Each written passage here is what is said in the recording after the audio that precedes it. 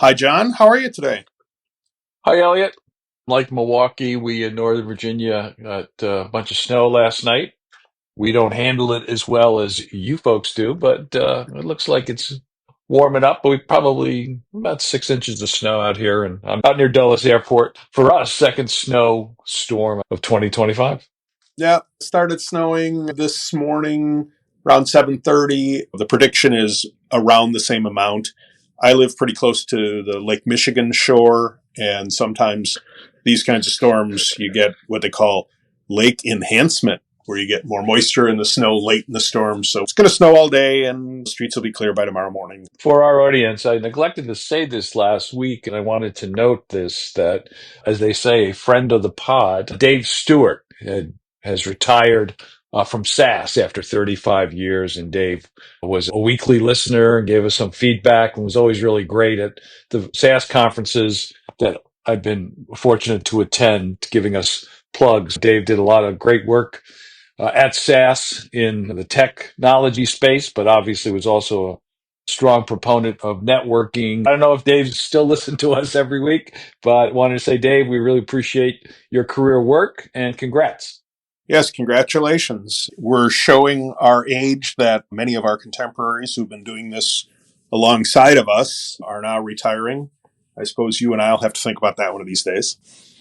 So the fire hose continues. We will cover some international issues, but want to mention a couple things. I think the theme today is corruption, scams, other frauds. I want to lead with one item that people are aware of, and that is the new Deputy Attorney General. I'm not sure exactly how it made its way to New York, but SDNY has now decided to drop their charges against Mayor Adams. This indictment, to remind everybody, which came in September of last year, charged Adams with federal crimes, including conspiracy, bribery, and solicitation of foreign campaign contributions.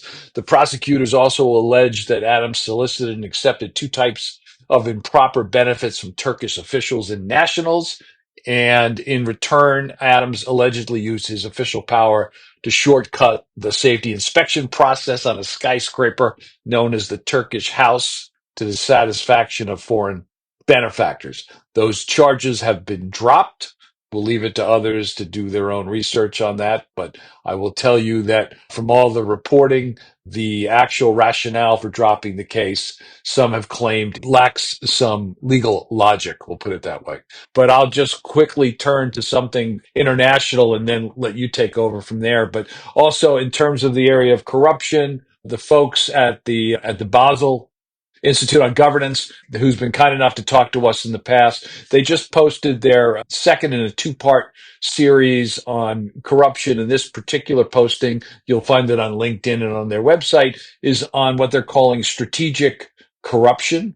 They explain what is strategic corruption, which includes attempts to subvert political systems, commercial activities, like obtaining control of critical natural resources and infrastructure, abuse of financial systems and structures. Anyway, this is a clear 5-page direction on what they believe are elements of strategic corruption, some good resource information, and some good recommendations. So the Basel Group, like I said, always does some really good work. So we wanted to mention that their quick guide is available on the Basel Institute for Corruption.org website. BaFin, the primary German financial regulator, their president, Mark Branson, gave a speech at a conference talking about new technologies.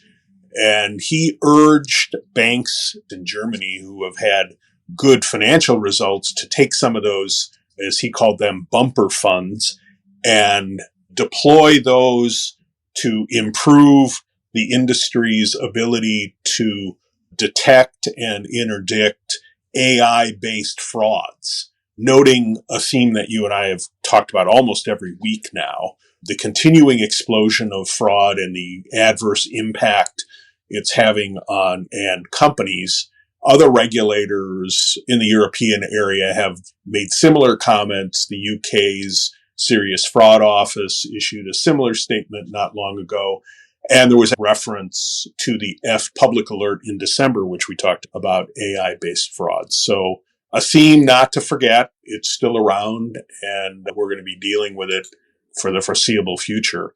And staying in Europe, Europol took down two of the largest cybercrime forums through a joint effort. The two platforms, Cracked and Nulled, had more than 10 million users in total. Both of these ground economy platforms offered a quick entry point into the cybercrime ecosphere.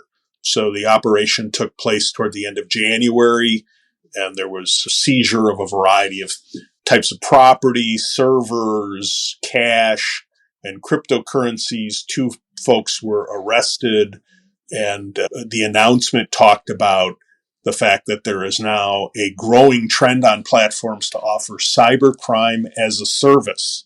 As you and I have talked before, a lot of the illegal activity going on is becoming routinized. It's not just random actors trying to create fraud, but it's people developing it as a business model. Sticking with fraud, there's a bunch of things, especially the online elements of fraud. The Economist, in their February 8th edition, has a whole section on what they call Scam Inc. The subtitle is Online Scamming is a Vast, Sophisticated, and fast growing global enterprise. Nobody is safe. But there's some interesting analysis, as there always is in The Economist. They say, just reading from a quick section here, the industry is growing fast. In Singapore, scams have become the most common felony. The UN says that in 2023, the industry employed just under 250,000 people in Cambodia and Myanmar. Another estimate puts the number of workers at 1.5 million. And they report a number of things in this edition. One is, man in Minnesota lost $9.2 million. How a banker in rural Kansas collapsed, how the bank collapsed, sorry, when its chief executive embezzled 47 million to invest in crypto. The tail end of the piece in the editorial part of this focus on scams is really interesting. This is what they say. When criminals move money and people through many jurisdictions, global law enforcement just can't keep up. So many scam bosses are from mainland China, and the Chinese Communist Party does arrest hundreds and thousands of alleged scammers at a time, this is The Economist speaking, at a time when America and China are at loggerheads. Scamming is one area where they could and should work together. That's an interesting analysis. But anyway, online scamming, obviously they talk about pig butchering, which we've covered as well. Staying with that world, the Joint Chiefs of Global Tax Enforcement, the J5, announced earlier this week that a Canadian national has been charged with stealing approximately 65 million in cryptocurrency from two DeFi protocols. And again, the J5, which includes the US, mentions also that the defendant exploited vulnerabilities in what they call KyberSwap, Kyber with a K, and index finance, decentralized finance protocols to steal from investors. So that's on the IRS website, but also J5. And then just quickly, Elliot, on the IRS, I did read something in one of the trades that said that the head of Homeland Security has now requested, I don't know exactly how this works in terms of authority, that IRS agents who have the ability to perform arrests and have always had that ability, that they want them to do more immigration related work, which obviously would take IRS CI agents away from typical financial crime investigations, which they do so well. I am not sure if there has to be a formal chain of command in this administration. But anyways, the IRS has been asked to do some immigration related arrests. So I wanted to mention that as well. FinCEN and DOJ have announced a settlement with a subsidiary of Brinks, the armored car company, that involves paying $42 million over the next 3 years, an admission of willful violations of the Bank Secrecy Act.